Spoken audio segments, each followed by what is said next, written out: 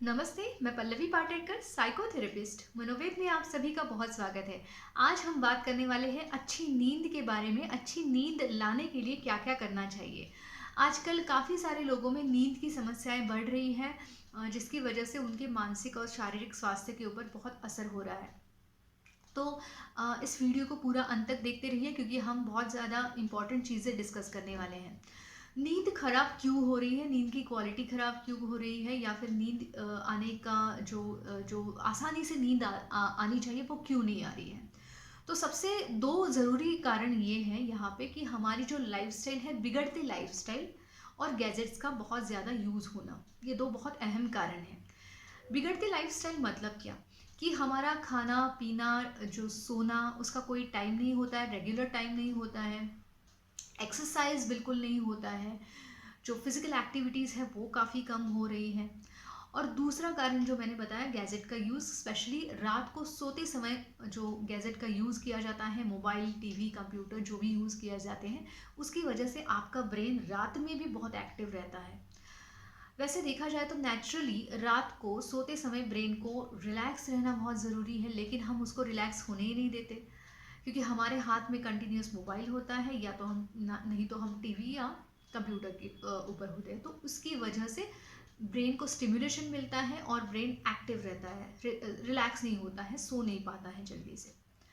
और क्या-क्या कारण है? इसके और अलग-अलग जो कारण होते हैं, उनमें से अल्कोहल का अगर यूज़ आप कर रहे हो, ज़्यादा अल्कोहल कंज़्यूम कर रहे हो, या कैफ़ीन, कैफ़ीन मतलब जो आप टी, कॉफ़ी लेते हो स्पेशली इवनिंग में, टी, और कॉफ़ी में जो कैफ़ीन होता है वो 6 टू 8 आवर्स, 6 से 8 घंटे तक हमारे ब्लड में रहता है। तो अगर आप 4-5 बजे के बाद ले रहे हो, ज़्यादा मात्रा में ले रहे हो टी, कॉफ़ी, तो उसका भी असर आपके नींद पे होता है।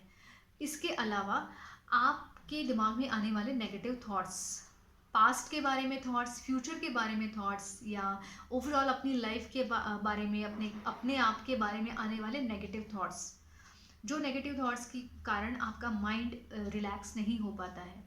तो मैंने नेगेटिव थॉट्स पार्ट 1, पार्ट 2 ऐसे 2 वीडियोस बनाए हैं, जो आप ज़रूर देख लेना, जिसमें हमने ये डिस्कस किया है कि हम उन नेगेटिव थॉट्स के साथ कैसे लड़ें, कैसे डील करें। अगर हम ये सीख लेते हैं ना, तो निश्चित तौर पे हम अपने आप को रात के समय रिलैक्स रख पाएंगे। अब हम बात करते हैं रिलैक्सेशन टेक्निक्स, जिसके ऊपर भी मैंने एक अलग से वीडियो बनाया हुआ है। लेकिन और क्या क्या किया जा सकता है माइंड को रिलैक्स रखने के लिए। तो एक तो आप सबसे पहले रात को आपका खाना खाने के बाद, रात का जो आपका खाना है, एक्चुअली रात को नहीं, वो इवनिंग को होना चाहिए, मतलब बिटवीन 7 to 8 के बीच में वो आपका खाना होना चाहिए। उसके बाद सोते वक्त तक कोई खाना नहीं होना चाहिए, मतलब एकदम सुबह जब आप उठोगे तभी। तो इस तरीके से अगर होता है तो डाइजेशन प्रोसेस जो है आपका, उसके लिए टाइम बिल्कुल बचता है। अगर आप 8 बजे तक खाना खाते हो और आप 10, 10:30 तक आप सो जाते हैं, तो वो 1, 2, 3 घंटे का समय आपके पेट को मिलता है डाइजेस्ट करने के लिए, खाना डाइजेस्ट करने के लिए, जिसकी वजह से रात को सोना ईजी हो जाता है। दूसरी बात, आपको खाने के बाद वॉक करना बहुत ज़रूरी है। वॉक करने के बाद लेट इवनिंग में, जब आपका बेड टाइम है, बेड टाइम जो जिसे हम प्री स्लीप रिलैक्सेशन बोलते हैं, वो क्या क्या होना चाहिए।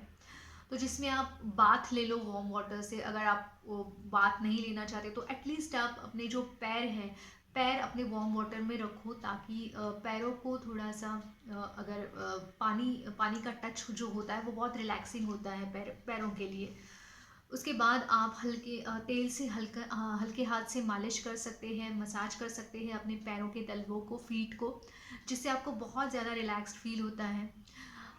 उसके बाद जो गुनगुना दूध होता है, हल्दी वाला दूध, वो भी आपको बहुत ज़्यादा हेल्पफुल होता है अच्छी नींद लाने के लिए। और सबसे ज़रूरी है माइंड को रिलैक्स रखना।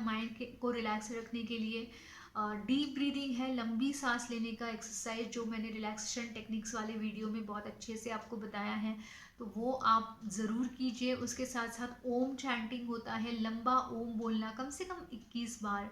अनुलोम विलोम प्राणायाम, जो एक नॉस्ट्रिल से सांस लेते हैं, दूसरी से छोड़ते हैं, वो करो। तो रात को सोने से इमीडिएट पहले कम से कम 15 से 20 मिनट तक अपने आप को रिलैक्स रखना।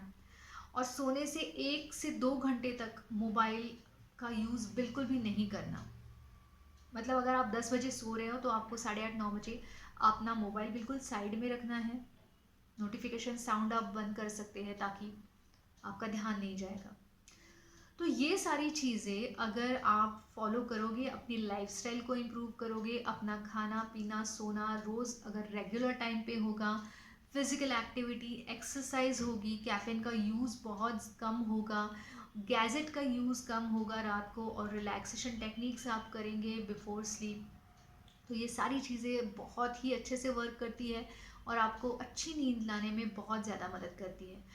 तो आप वीडियो को ज़्यादा से ज़्यादा शेयर करो ताकि लोगों को हेल्प मिल जाए, और चैनल को सब्सक्राइब करो ताकि आने वाले नए नए वीडियोस का नोटिफिकेशन आपको मिल जाएगा।